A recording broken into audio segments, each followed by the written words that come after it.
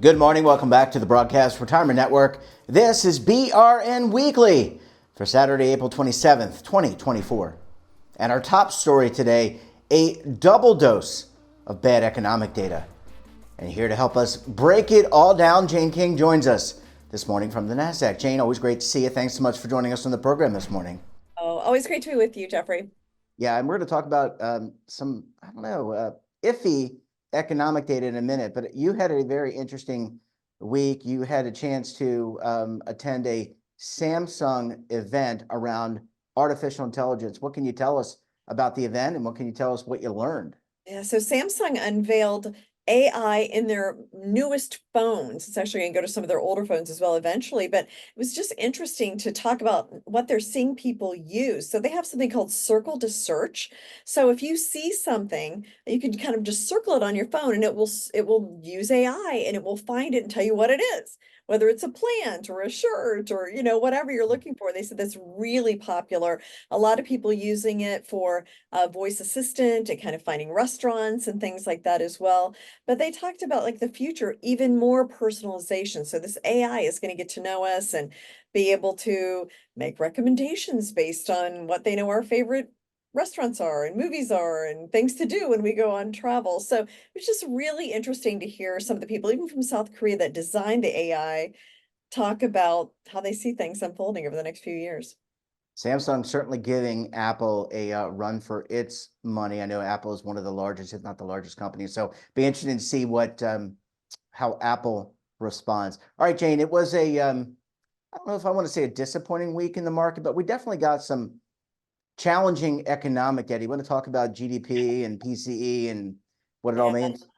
Well, we're hearing a word resurface we haven't heard in a while, stagflation. Uh, 1970s, so 1970s, yeah. that's basically stagnant growth and high inflation. And it's stagflation and very tough to get out of because the Fed can't really lower interest rates to get the economy going because that's inflationary. So I think of course, the market sold off on this news.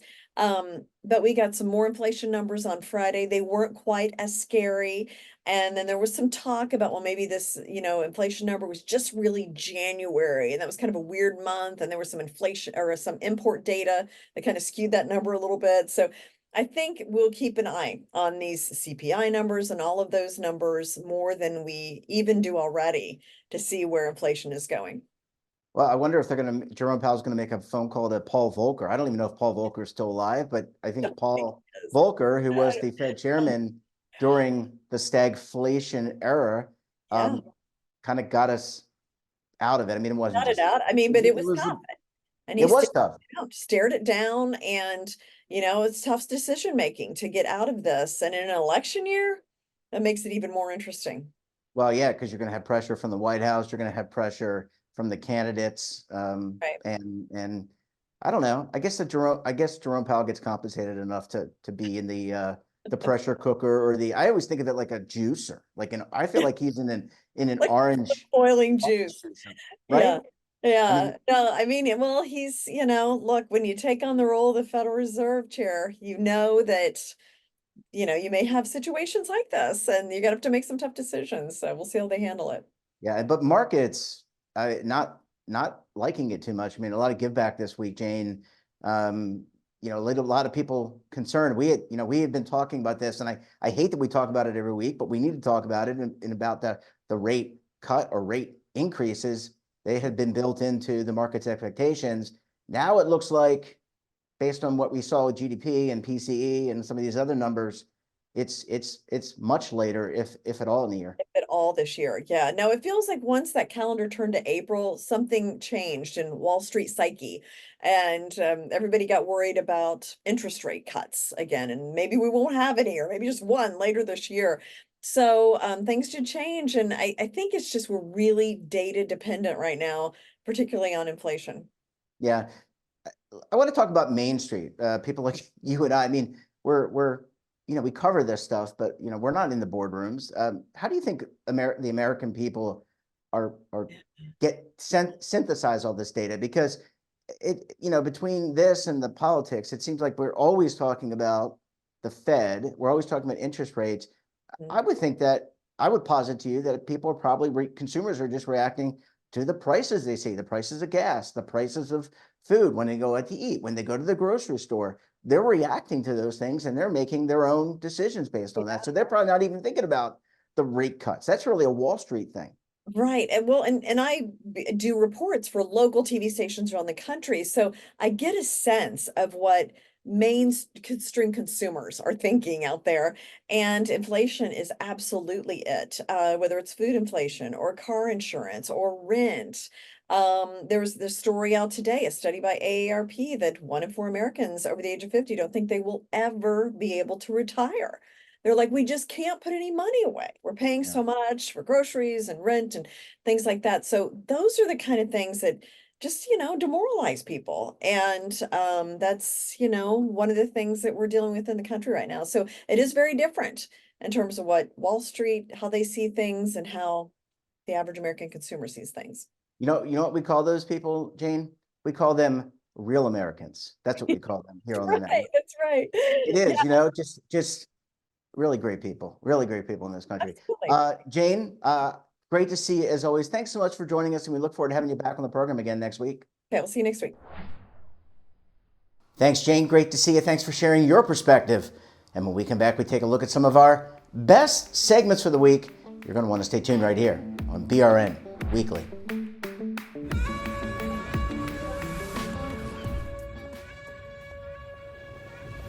Imagine a new television network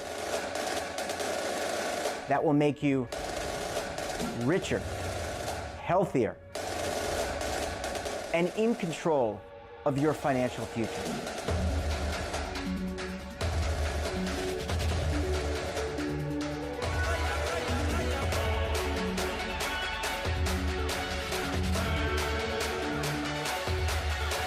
This network is for the policewoman in Nashville, Tennessee, the baker in Dubuque, Iowa, the teacher in Lexington, Kentucky.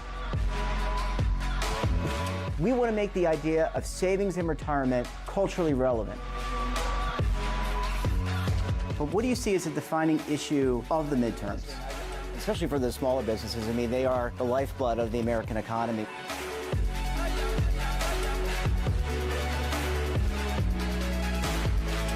Featuring exclusive interviews, current affairs, and docuseries. 33 years old, you retired early. The philosophy is money only matters if it helps you live a life that you love. But you got to start thinking about retirement as soon as you get in. The Broadcast Retirement Network will drive very high engagement with premium partnerships.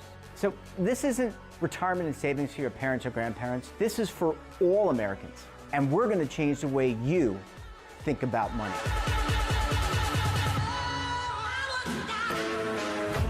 Welcome to the next frontier of retirement and savings. This is BRN, the Broadcast Retirement Network. Welcome back. It was another great week of programs here on the Broadcast Retirement Network with great topics and, of course, great guests. We kicked off the week with a look at the time is now for retirement income solutions. Let's take a look. Adoption is definitely picking up. But I think that's going to accelerate dramatically as record keepers come online with their programs. There was a large record keeper that made a significant announcement a couple of weeks back, and I think that there's going to be others that will follow. So you can use the comparison. You could go to the store. The product that you may want is not on the shelf. I think that's where we kind of have been with retirement income. There's a lot of good solutions out there, good product out there, but they haven't yet become available on the record keeper's shelf. So that's starting to happen. And I think as that accelerates and as we get to industry norm adoption level, it's going to make it even easier for people to get access. And that's where I think, to your question, the adoption is really going to pick up and accelerate. So I think that advisors, consultants are an important part. They're a catalyst for adoption at the plan level for sure. So as they get more comfortable, educated on these solutions, how they work, what fits the needs of the various plan sponsors, that's going to help move it along. And I think to your first question, I think as record keepers are setting up their programs, they're leveraging technology providers to enable kind of a one-to-many connection, so they don't have to connect individually to all of the different products out there. And there's a number of them. And I think that's important because particularly for the larger record keepers, they're going to have different needs from different plans. And even within a large plan, the need of a 22-year-old that's just coming into the firm versus somebody that's approaching retirement, their needs are very, very different, right? And the types of solutions they're going to need is very different. So there's not going to be a single solution that's going to meet the needs of everybody, much like there's not a single fund. You have more than one fund on a menu, you're going to need to have multiple solutions available. And maybe a plan isn't going to adopt every single one, but they at least need to be able to have choice to pick the products that best suit the needs of their individual participants. About 2/3 of the assets, according to recent Cerulli data, come into plans via QDIA, right? And into target date funds via the QDIA. And I think for us as an industry to think that retirement income adoption flows are going to be different than how traditional flows come in is just not the correct approach. So these solutions have to be defaulted in some form or fashion. So obviously the QDIA would be the biggest, but there's other ways that you could get default-like access into these solutions. There could be a paternalistic plan that wants to put an employer match, profit sharing, and they feel it's in the best interest of their participants to get access to these products through those programs.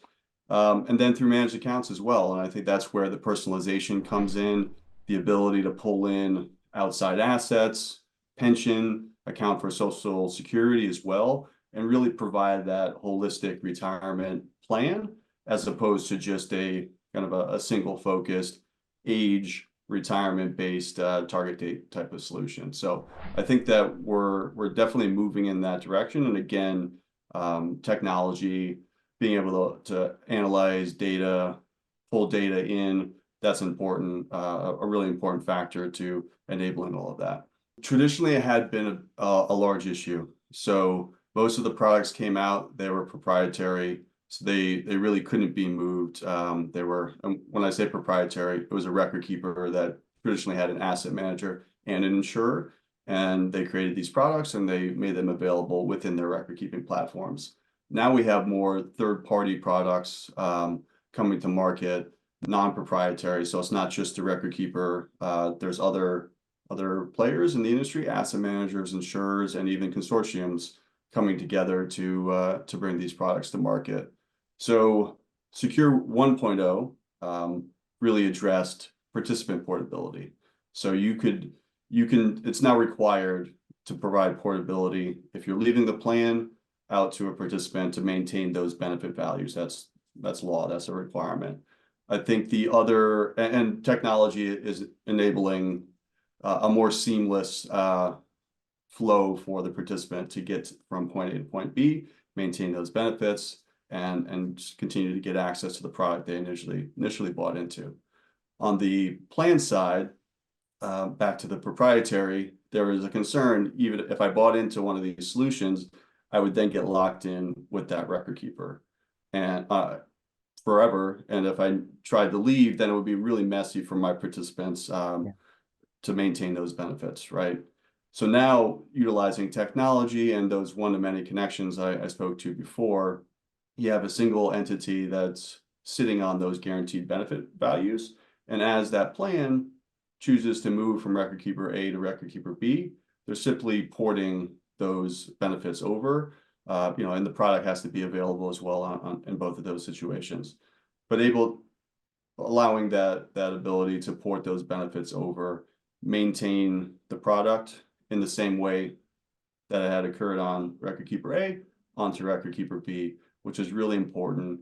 And that's helping a lot of advisors and consultants get over that hurdle because they knew about these first generation products and they didn't want to get their clients locked into a single relationship. It's not in their best interest. Next up, we discussed reducing the number of veteran suicides. Let's take a look. So the Legion has a major focus. They've had a focus for the last few years, and this year is a big year as well. We started our Be the One campaign back in 2021, and then it turned into a movement that we really use that in order to connect our veterans. This is something that's near and dear to my own heart. I have lost several brothers and sisters through suicide, and I've lost some personal friends that were not veterans through suicide. So I kind of see it on both sides.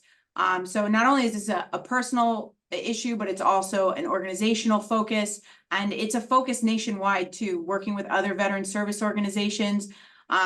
No one should feel isolated and in that area where they feel that there's no way out. So that's really what we want to change, and we want to make sure that our veterans know that we're family and that we're all here together and that we will make it through. When we join the military, you have 10 weeks. Most services have some sort of boot camp or, basic training for 10 weeks.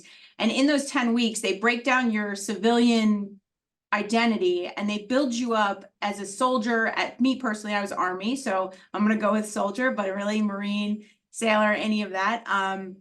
They build you up as a service member together. So then you are a unit. Whether or not you're with the same people, you're always a unit as a main body of service members.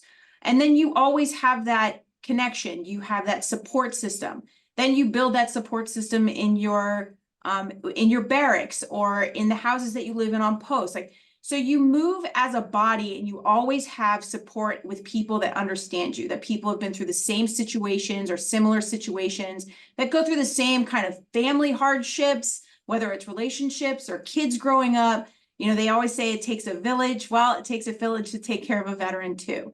And then when we get discharged, no matter what level discharge or what the reason is, we instantly become irrelevant. That's what it feels like. We no longer have that uniform. We no longer have that identity.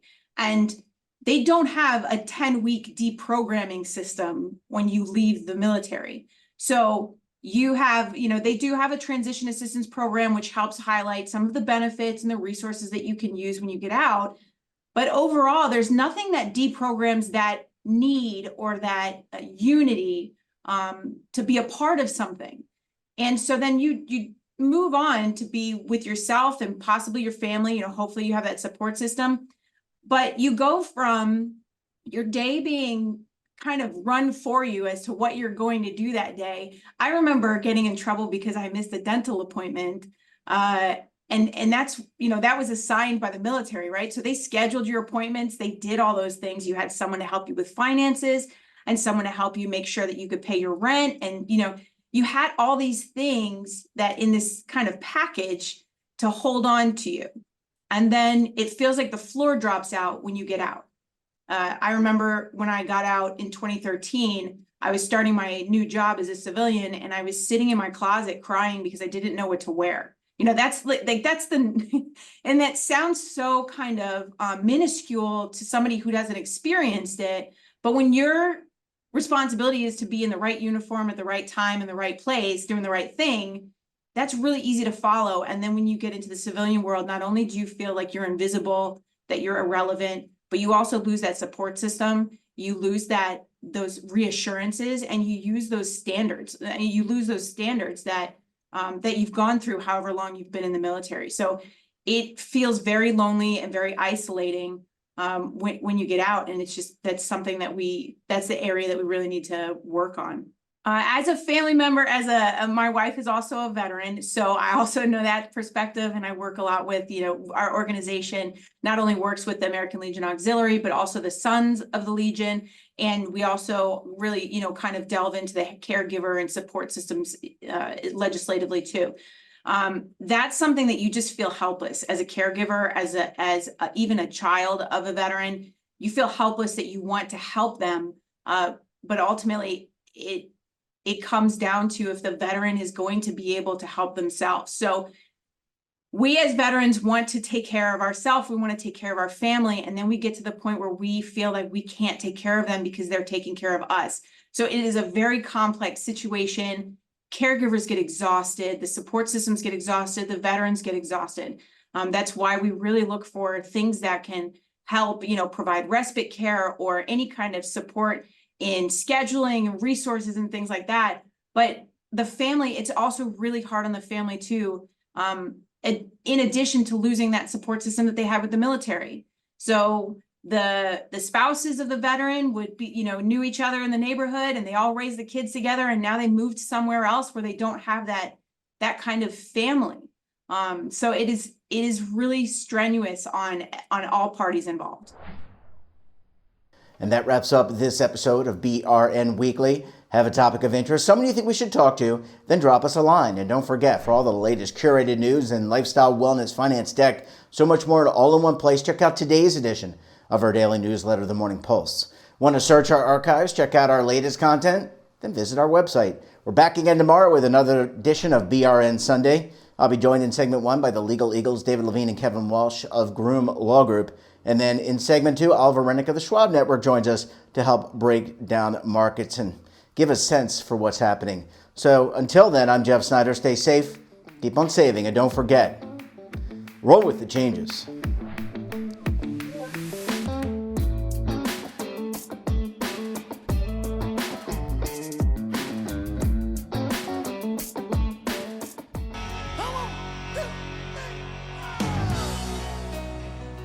Now is your opportunity to co-create content around any topic on the First Lifestyle and Wellness Network. Reach a global audience through our platform and co-own exclusive branded content. All of our programs are available on demand and also as audio-only podcasts, so you can take us on the go.